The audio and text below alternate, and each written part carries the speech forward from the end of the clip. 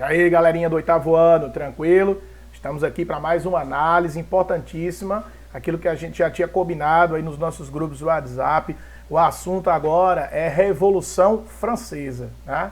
Então, assim, a gente vai fazer vários vídeos, porque esse assunto ele é um assunto muito longo, são 10 anos só de Revolução, e depois dessa primeira parte, desses 10 anos da Revolução Francesa, nós ainda temos o período napoleônico. E dentro dos primeiros 10 anos da Revolução, nós temos pelo menos 3 momentos, tá? Nós temos o período da Assembleia Nacional Constituinte, nós temos o período da Convenção, que é um tipo de assembleia também, uma assembleia também nacional, e também temos o terceiro período, que é o período do Diretório, tá? Então, assim, por ser um assunto muito longo, né, e por ser um assunto que também exige muita reflexão, exige muita leitura, tá? Exige também que você converse, né, com o teu próprio conteúdo, assim, a conversa com a tua consciência, né? Porque, enfim, é um assunto que trata de conquista de direitos, é um assunto que trata de uma série de reflexões filosóficas, né, como, por exemplo, as ideias do iluminismo, que vão influenciar de uma maneira direta o processo que vai desencadear a Revolução na França. Então, é um assunto que a gente precisa, para não ficar muito cansativo e também vídeos muito longos, tá? A gente precisa parcelar, né? Dividir esse assunto em várias reflexões, tá? E dentro dessas várias reflexões a gente vai ter vários vídeos, beleza? Então, nesse primeiro vídeo, o que é que a gente vai trabalhar? A gente vai trabalhar os antecedentes da Revolução na França. Quais são os aspectos de maior relevância que vão pesar para que a França venha a sofrer, né, esse processo, que será um dos processos revolucionários mais marcantes da história da Europa e também da história da humanidade, né? Nós seremos, aqui na América, diretamente afetados, tá, por esse processo de transformação que a Europa, e aqui em especial a França, especificamente a França, né, vai sofrer, tá? A gente já viu outros assuntos, como, por exemplo, a Revolução Inglesa, vimos a Revolução Industrial. Então, esse é o período de grandes transformações. O que é uma revolução? Revolução é uma grande transformação, né? Então, o que a gente vai ver aqui são mudanças, são transformações em praticamente todos os setores da sociedade francesa, que vai replicar nos demais setores da sociedade europeia, que vai replicar nos demais setores das sociedades de várias partes do mundo.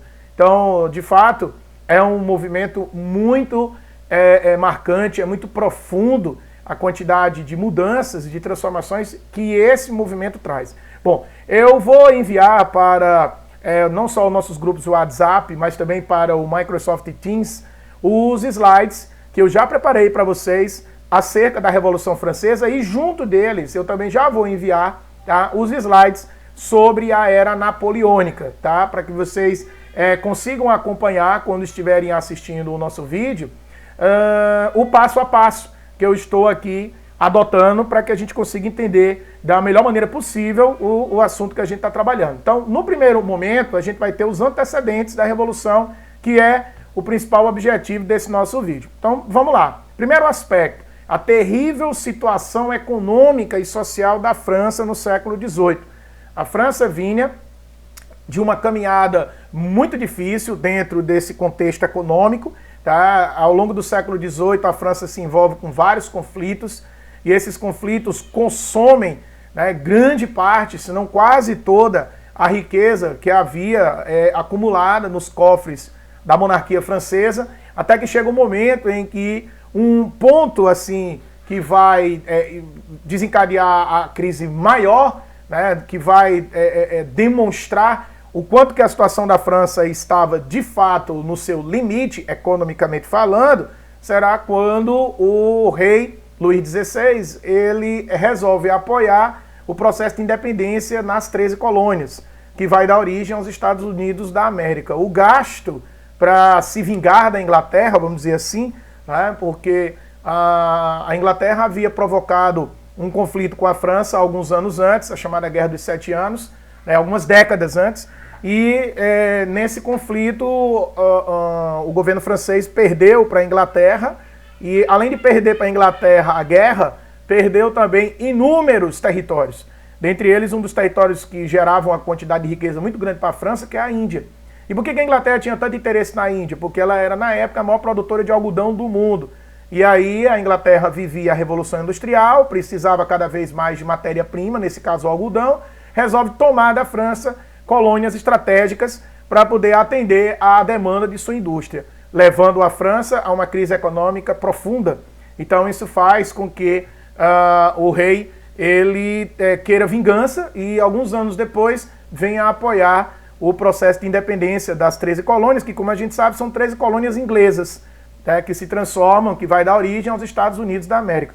Então, dessa maneira, a França, né, jura vingar-se, né, algum dia dos ingleses e apoia, né, ali no final, por volta já finalmente do século XVIII, apoia esse movimento, né, dos colonos norte-americanos. Então isso faz com que a França aprofunde ainda mais a sua crise, chega a quebrar economicamente e isso desencadeia toda uma onda, né, de indignação por parte da população francesa, levando assim à explosão do movimento. Um outro aspecto é que a maioria das pessoas elas viviam no campo, na França daquele momento, do final do século, do decorrer do século XVIII.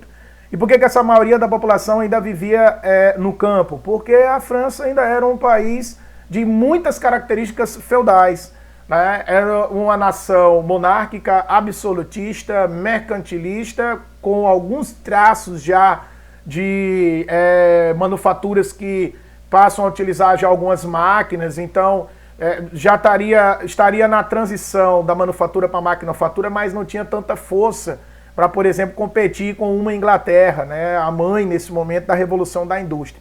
Então, economicamente falando, nesse aspecto, de um modo geral, a França ela era uma nação feudal, uma nação com muitos traços ainda, herdando ainda muitas características do período feudalista. Então, grande parte da população ainda vivia no campo, não é uma população urbana, né, não é uma população com uma mentalidade capitalista, tá? É uma população que, inclusive, produz apenas o necessário ali para atender ao seu senhor feudal e a sua alimentação básica, ou seja, uma produção praticamente de subsistência, autossuficiente.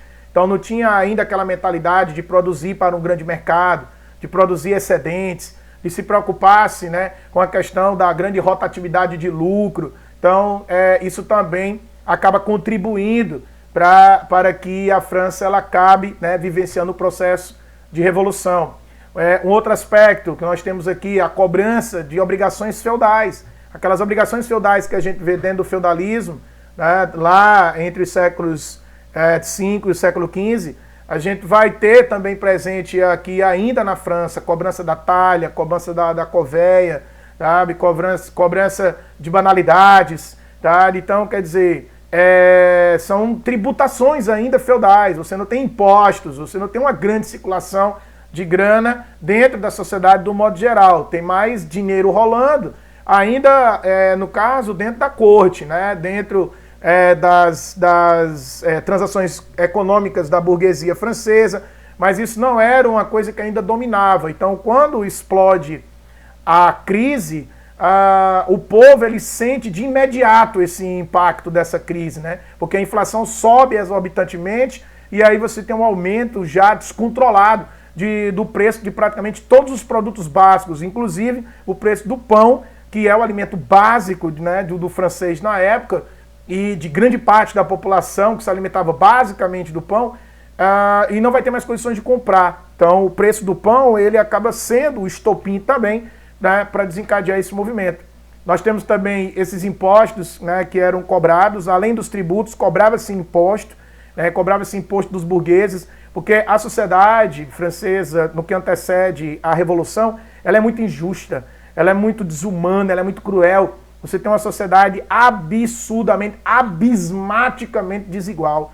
Então, quer dizer, você tem 3% ali, mais ou menos, da população que é representada por nobres e representantes do clero, que vivem no mais absoluto luxo, né, e não pagam impostos e não trabalham. Enquanto todo o restante da população, em torno de 97% da população francesa, que são burguesia mais os trabalhadores, mais o povo de um modo geral, trabalhava arduamente, tinha que pagar impostos e sustentar dessa maneira o primeiro e o segundo estados. Então, de fato, uma sociedade numa situação de uma crueldade, de uma desigualdade, né, que não tem, para aquele momento, não tem precedentes, porque era a nação considerada mais desigual de toda a Europa, era a França. Tá? E para fechar, você tem a exploração como eu falei, né, a cobrança de impostos pesados sobre os burgueses. Então, quer dizer, a burguesia, ela se sentia muito oprimida, né? De um modo geral, a burguesia francesa era uma classe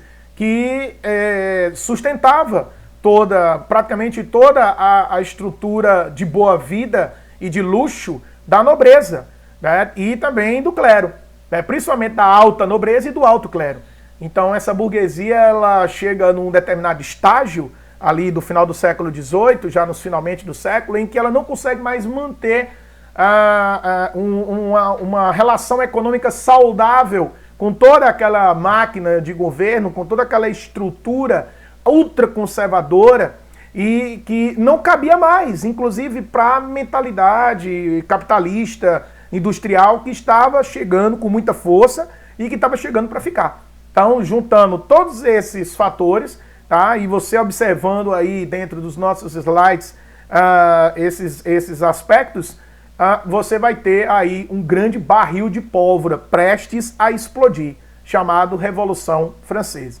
Tá? Então, no próximo vídeo, a gente vai tratar de como é que estava dividido essa sociedade na França, de uma maneira mais específica, com mais dados, com mais detalhes, tá? E aí a gente já entra para a discussão sobre os Estados Gerais e o início, propriamente dito, da Revolução, beleza? Então, nesse caso, faça os exercícios que eu propus aí, tá? Nos nossos grupos de WhatsApp e também no nosso Microsoft Teams.